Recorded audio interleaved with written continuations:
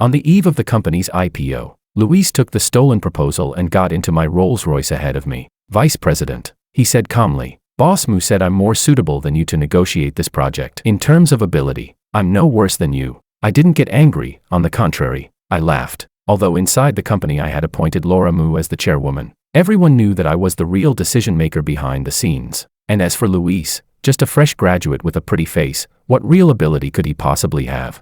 Living off a woman, maybe.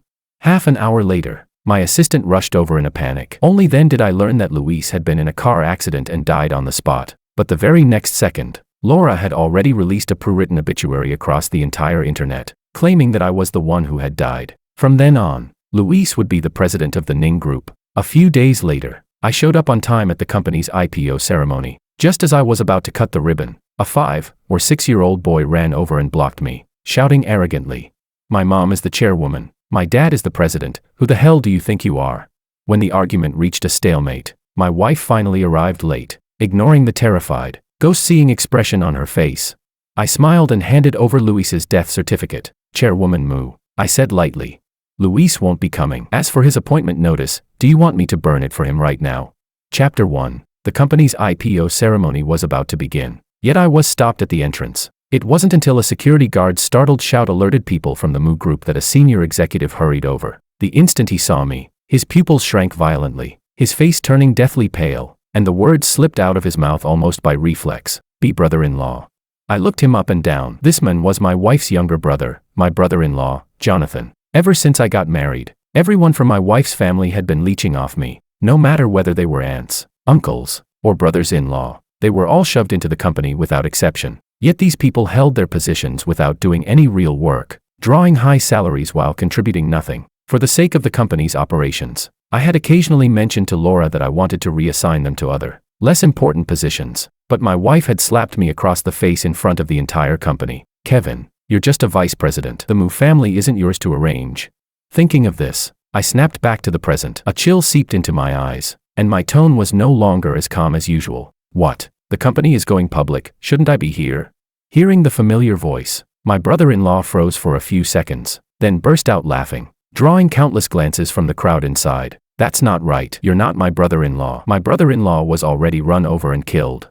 Get lost. Get lost. You damn fraud. Don't delay my little nephew's succession ceremony." Nephew. Succession ceremony. My heart skipped a beat. Laura and I didn't even have children. Where did this so-called nephew come from? With the IPO ceremony imminent and time pressing, I shot him a cold glance and walked straight toward the ribbon-cutting stage. Just as I picked up the scissors, a little boy of 5 or 6 suddenly jumped out, glaring at me with hostility and shouting, "Put the scissors down. My dad is the company's president. My mom is the chairwoman. Who do you think you are, that you're worthy of cutting the ribbon?" When I finally got a clear look at the boy's face, I froze. He looked exactly like Luis, like he had been carved from the same mold. I clenched my fists so hard they trembled, my temples pounding. Until just moments ago, I had believed Luis's death was an accident, but now, everything became crystal clear. So Laura had wanted me dead all along. She had deliberately staged that car accident, waiting for me to die so she could hand over everything I had fought so hard for to Luis, letting the 3 of them live happily ever after as a family. What she hadn't expected was that Luis, eager to steal the credit, had ended up taking the hit for me instead. I couldn't help but let out a cold laugh. That idiot Laura Moo probably still believed I was the one who died. I took out my phone. After a few calls, the Moo Group's most important ongoing partnerships were terminated. Everyone stared at me as if they had seen a ghost. The scene descended into chaos. My brother-in-law's face turned green with rage as he charged toward me like a madman. "I'll count to 3. You damn fraud. Get out right now. Otherwise I'm calling the police." I didn't even spare him a glance. Before the 3rd count ended, Jonathan was knocked to the ground by a few swift punches from my personal bodyguards. I cleared my throat and picked up the microphone. "The younger generation at home lacks discipline. Sorry to make a spectacle of ourselves." With that, I picked up the scissors on the stage and completed the ribbon cutting in front of everyone. My movements were smooth and decisive, leaving no room for interference. A deathly silence fell over the venue. Then waves of shocked murmurs erupted. "Didn't Vice President Ning die in a car accident?" Chairwoman Moo said it herself. "Then who is this? He looks exactly like Vice President Ning. Could he be a fraud hired by a rival company?" Luis's illegitimate son burst into loud sobs, while several Moo family executives looked both shocked and furious. Jonathan struggled to his feet, clutching his swollen cheek, pointing at me viciously. "You damn fraud. Just wait until Luis and my sister get here. You're dead for sure.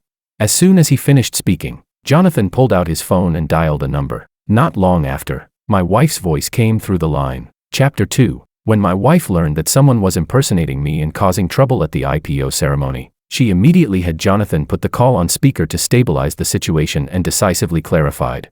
As Kevin's wife, I can once again confirm that he has already died in a car accident. If anyone is pretending to be him to swindle others, please do not believe a single word. Furthermore, today's IPO ceremony of the Moo Group is also my son Tom's succession ceremony. You all know this already. He is the son of Luis and me. Kevin was nothing more than a dispensable live-in son-in-law of the Moo family. From today onward, Tom will be the next. Laura, do you really think I'm dead? I'll give you 3 chances. Crawl over here and apologize to me immediately. Before she could finish speaking, I had already lost all patience and cut her off. I swept my cold gaze across the entire venue. So everyone in the Moo Group knew about that illegitimate child. Everyone except me. Fine. I had personally built the Moo Group up from a tiny workshop into a publicly listed company. Every single deal had been secured through my connections. Yet in Laura's mouth, I had become nothing more than a dispensable live-in son-in-law. Fine, Laura Moo. Since you're courting death, then the Moo Group doesn't need to exist anymore. I lowered my head and sent out a text message. A few minutes later, all of the Moo Group suppliers terminated their cooperation as well. Some employees at the scene had already noticed something was wrong. Their gazes shifted toward me again and again. Just as one of them tried to report it to Jonathan, he was shoved back. The Moo Group is going public right now. And you're saying our partners canceled their contracts? Are you crazy? Get lost. After hearing my voice, there was a clear pause of several seconds on the other end of the call. Then came an extremely shrill, piercing voice. Sir, I know you're a fraud hired by a rival company, but no matter how well you act, you can't fool me. I'm Kevin's wife. How could I not know whether he's dead or alive? Laura spoke with absolute certainty, so much so that I almost laughed from anger. That employee finally couldn't take it anymore and shouted into the phone about what he had just discovered. The scene instantly fell back into panic and chaos. Laura began cursing loudly, and the more she heard, the more convinced she became that I was a fraud sent by a rival company to disrupt morale. It's impossible for the suppliers to cancel their contracts. If anything goes wrong, I'll compensate all of your losses. I let out a cold laugh. The company had just gone public. Almost everyone present held original shares. If the company went bankrupt right after listing, the losses wouldn't be a matter of a few thousand or tens of thousands per person. It would be millions, even tens of millions. The smile in my eyes deepened. At that moment, my personal assistant suddenly took out his phone and handed me a live stream feed. It was my office. So after my death, all of my belongings had been cleared out. Even the office decor had been changed into Luis's preferred style. On screen, several of my personal collectibles were tossed casually into a corner. Laura's voice suddenly appeared. The company is about to go public. These items, feel free to bid on them. I looked closely. Among them was a landscape oil painting. 10 years ago, Laura had casually mentioned that she liked oil paintings. I had eagerly gone off to study painting for an entire year and then presented it to her with both hands. There was also a pair of sapphire earrings. 5 years ago, when the company had finally stabilized, I had flown to Paris and spent $30 million to win them at auction. And now, the landscape painting was snapped up by an online viewer for $10, while the sapphire earrings sold for less than $30. Laura didn't even blink, as if she were casually disposing of worthless junk. I felt as though my heart had been viciously carved out. Laura, you have 2 chances left. The very next second, my pupils shrank violently, because I saw the jade pendant my grandfather had left me. Laura casually picked it up, her eyes filled with unfamiliarity, her tone indifferent and distant. This seems like some kind of old jade. I don't remember what it was for. Go ahead. Everyone, just bid. I immediately placed a bid of $200,000. Before this, most people in the live stream had been holding back. After all, no one believed cheap goods could be valuable. But now it was different. Chasing highs and killing lows, within just over 10 minutes, the price skyrocketed to $2 million. Jonathan seemed to notice my tension. Following my line of sight, he broke into a malicious grin. Oh, so you like this piece of jade? Then I'd better tell my sister. 5 minutes later, the price climbed to $30 million. I clenched my teeth and chose to call a sky-high bid. Just when I thought I could finally get my grandfather's jade pendant back, Laura received a message. On camera, she let out a light laugh, then raised her hand and smashed the pendant to pieces. Congratulations to the gentleman who chose to call a sky-high bid. Author's note, to call a sky-high bid means being willing to pay any price to secure the auction item. Chapter 3. My whole body jolted as a surge of adrenaline shot through me. That was the only keepsake my grandfather had ever left me, and judging from Laura's expression at the very end, she had clearly remembered it. Seeing that she had achieved her goal, Jonathan deliberately mocked me. You're one hell of a dedicated fraud, aren't you? Just to pretend to be that Ning guy. You were even willing to bleed money and to call a sky-high bid. I couldn't be bothered to respond to him. In my heart, I muttered coldly.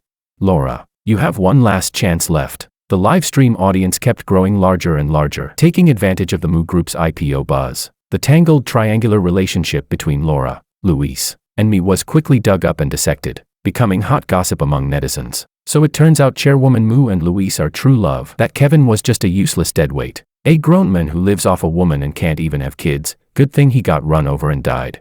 Half an hour later, the live stream suddenly cut to a scene inside a high-end VIP hospital ward where my parents were staying. My heart tightened instantly. What was Laura planning to do now? On camera, my parents looked noticeably older, crying so hard they were almost incoherent. Laura sighed and said bluntly, "Mom, Dad, since Kevin is already dead, our marriage is automatically dissolved. Next, I'll be marrying Luis. I'll leave you a small sum of money, but according to the law, a daughter-in-law has no obligation to support her parents-in-law. If you want to continue staying in this VIP ward, you'll have to figure it out yourselves." My mother lifted her head in disbelief, her voice choking with sobs. "Laura, the Moo Group exists today only because my son worked himself to the bone for it. Now that he's dead, how can you treat us like this?" Laura immediately became agitated. "Mom, that's incredibly unfair of you to say.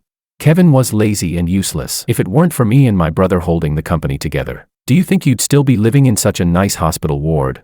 I've spent all these years serving your Ning family like a slave, working myself to the bone without complaint. How can you twist the truth like this?"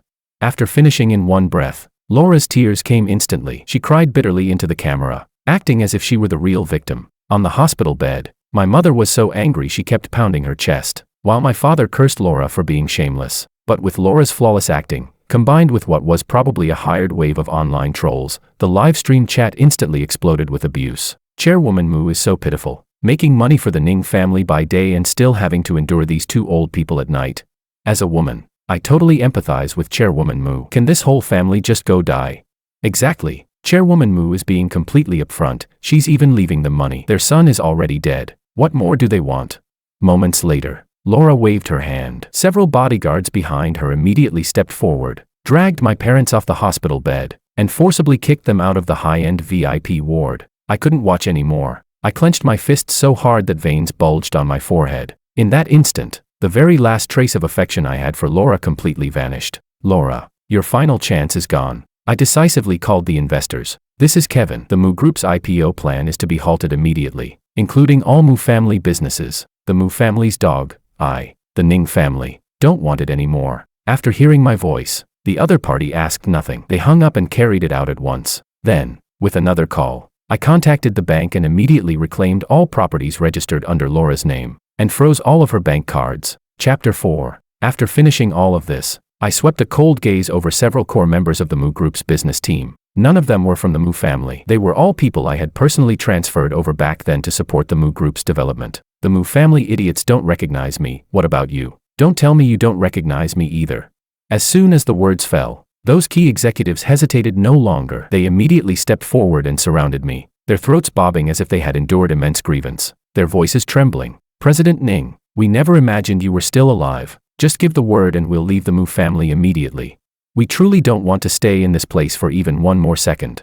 I nodded. The tightly furrowed lines between my brows finally eased a little. At this moment, Jonathan finally sensed that something was wrong, because just minutes earlier, they had discovered that their bank cards, and even the company's accounts, had all been frozen by the bank. What's going on? An aunt from the Moo family, a vice president in name only, stared at me and cursed loudly. "It's you. It has to be you. You damn fraud. Stirring things up behind the scenes. My Moo family is worth hundreds of billions now. You dare sabotage us from the shadows. Just wait until Laura gets here and deals with you." Jonathan lifted his head, a flicker of shock flashing through his eyes. But only moments later, his rage reached its peak. Ignoring the people behind him trying to stop him, he strode straight up to me and threw a punch at my chest, even scraping and damaging my cufflink. If it weren't for the quick reflexes of the veteran employee Sam beside me, who rushed to support me, I might have fallen to the ground. "Jonathan, what right do you have to hit someone?" Sam shouted angrily. Jonathan glared at him and sneered. "Sam, you don't seriously believe he's Kevin, do you? You're an employee of the Moo family now. Get your ass over here." Sam spat at him without hesitation. "Pa, from this moment on, I'm not anymore." You. But I hadn't regained my balance yet. As I tilted to the side, my arm accidentally knocked over a vase on the ceremonial stage. The crisp shattering sound immediately drew Jonathan's attention. His expression changed drastically. That's an antique worth several million. You'll have to pay for it.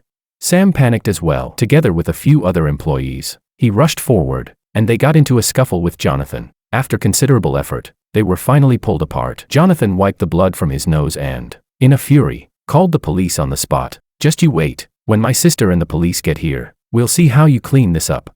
I looked down, heart aching as I gently touched the cufflink he had damaged, then nodded. Yes, the police really should be called. Just then, a Rolls-Royce pulled up at the entrance. After receiving the news, Laura hurried over, clicking across the floor in high heels. She swayed her way into the venue. The instant she ran into me, her entire body froze. Her face alternated between green and white, as if she had seen a ghost. Why you are. I smiled and walked toward her, pulling a death certificate from my jacket and handing it to her. Chairwoman Moo. Luis probably won't be coming. Shall I burn his appointment notice for him right now? Chapter 5. It was hard to describe the expression on Laura's face at that moment with a single word. Her features twisted violently. After the initial shock came fear and sheer panic. She felt as if all the blood in her body had frozen, the muscles in her face twitching uncontrollably. Trembling, Laura took the death certificate I handed her. Her palms were slick with cold sweat. When she opened it and saw Luis's name with her own eyes, her legs went weak, and she nearly collapsed onto the ground. Mommy. Tom threw himself into Laura's arms at once, then shot me a glare and tilted his head to complain. Mommy, this bad guy just cut the ribbon with the scissors. Go hit him. It was clearly agreed that Tom would cut it. Mommy, when is Daddy coming? Jonathan hurried forward to help Laura up and couldn't help asking. Sis, what's wrong with you? Where's my brother-in-law Luis?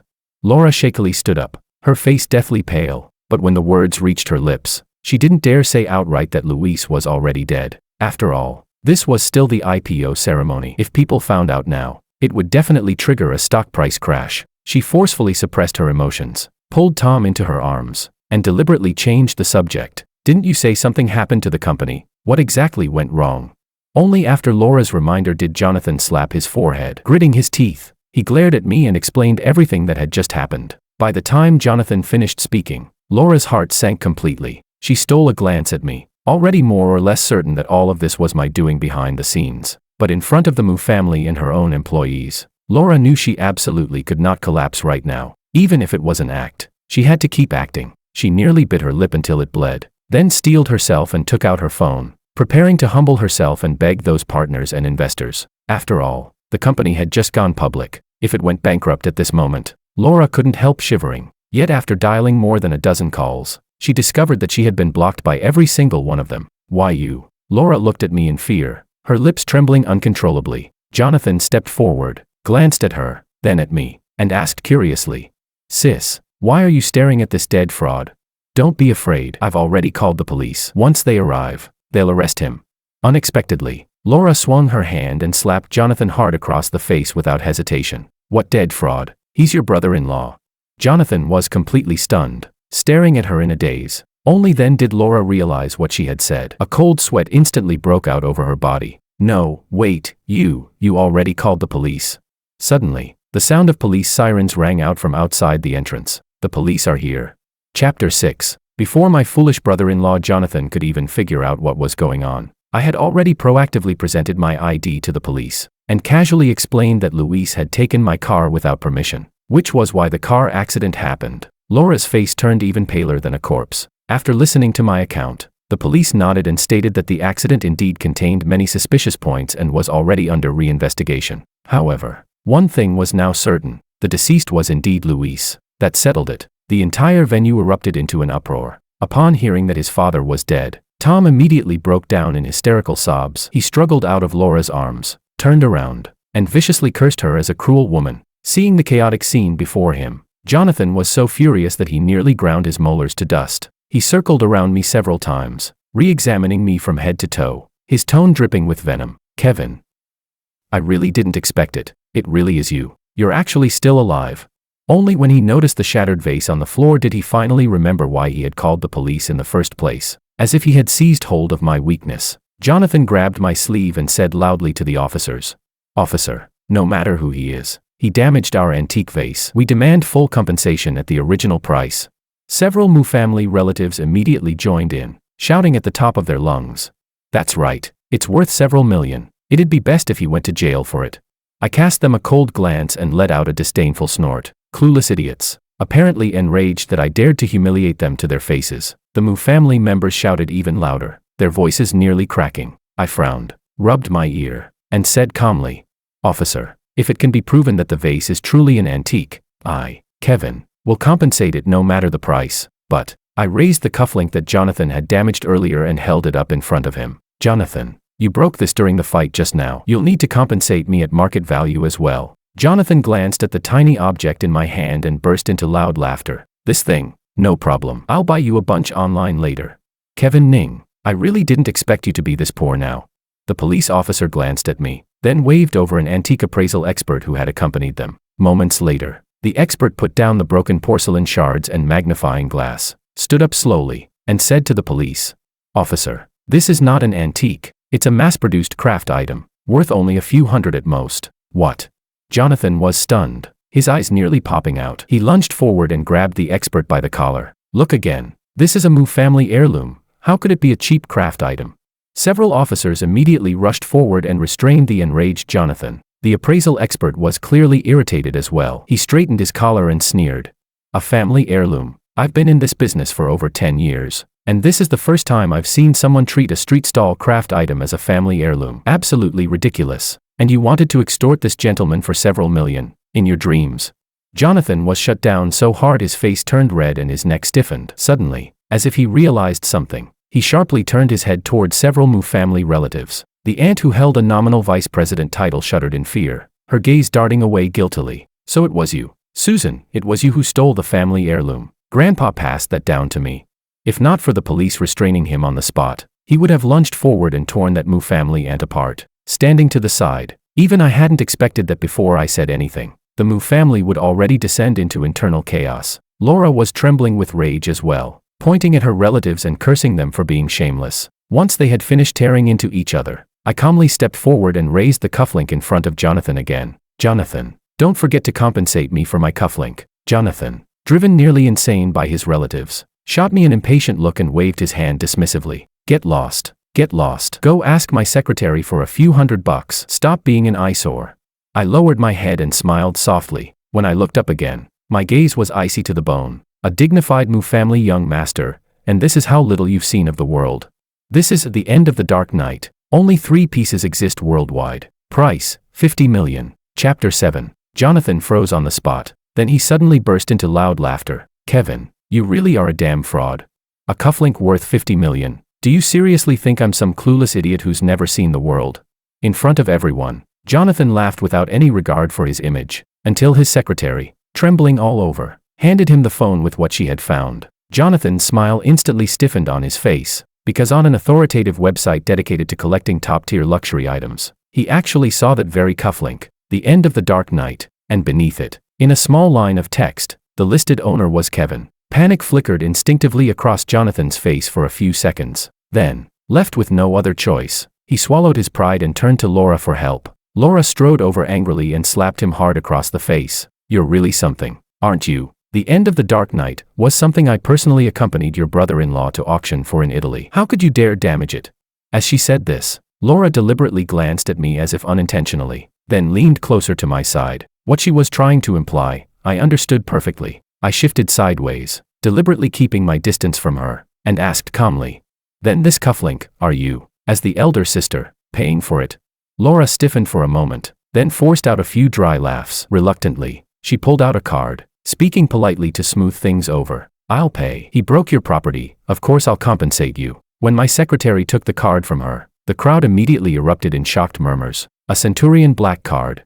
I heard there are fewer than 10 people in the entire country who can get one. Chairwoman Moo really is rich. Wait, didn't President Ning also have one?" A few minutes later, the card reader emitted several harsh beeping sounds. "Transaction failed. Please swipe again. Transaction failed. Please swipe again." Laura was stunned. She couldn't believe her ears. In a panic, she shoved my assistant aside, grabbed the card herself, and tried swiping it repeatedly. But no matter how many times she tried, the transaction kept failing. Laura's face flushed bright red. In front of her own employees, she wished she could crawl into a crack in the ground. staggering over to me, her voice barely louder than a mosquito. How could you freeze my card? I let out a cold snort, snatched the card from her hand, held it up, and said loudly, Laura, from today onward, not only this supplementary card, all properties under your name will be reclaimed by the Ning family. Gasps rippled through the crowd. Everyone's gaze toward Laura changed instantly. So Chairwoman Moo's card was just a supplementary one. No wonder I remembered President Ning also had one. Taking the bowl to eat, then smashing it afterward. Turns out Chairwoman Moo was the real one living off a man all along. Listening to the sharp waves of mockery ringing in her ears, Laura's face alternated between red and white. Her eyes were rimmed with red, on the verge of tears. In front of everyone, Jonathan couldn't stand seeing his sister humiliated. Furious, he swung his arm and shouted at me. Ning, you're nothing but a guy with a bit of dirty money. What are you showing off for? I broke the cufflink. Jonathan, will compensate you. Isn't it just 50 million? I can't take out that much cash right now, but the Moo Group has already gone public. I hold a massive amount of stock options and shares, worth tens of billions at market value. Worst case, I'll compensate you with equivalent shares. Jonathan spoke with righteous indignation, as if he were the one who had suffered some grave injustice. I looked at him quietly. Jonathan, I don't want Moo family shares. I don't want stock options either. Jonathan froze for a moment, then grew even angrier. Kevin Ning, don't push your luck. I shook my head helplessly. I don't want them because Moo family assets are simply worthless. The moment the word worthless left my mouth, Jonathan thought I was deliberately humiliating him and nearly lunged at me again. But just then, his secretary came stumbling over, whispering something urgently into Jonathan's ear. In the very next second, Jonathan's eyes flew wide open. A gurgling sound came from his throat, and then he collapsed straight backward. Laura screamed and rushed forward to catch him. From the crowd, someone, whoever it was, saw the breaking news on their phone. Their voice trembled as they spoke. It's over, the Moo family is bankrupt. The Moo Group, it's completely finished. I let out a soft sigh and nodded. Yes, I already told you, it was useless. Because it really was. Worthless. Chapter 8. Now things truly exploded. Not only the Moo family relatives, but all Moo Group employees, including Sam and the others, completely lost it. What? The Moo Group just went public and it's already bankrupt. Are you screwing with us? We worked ourselves to the bone for this company, earning peanuts every month, all for the sake of stocks and options to make some money for our families. And now you're telling us it's all gone. That's right, Chairwoman Moo. You must give us an explanation.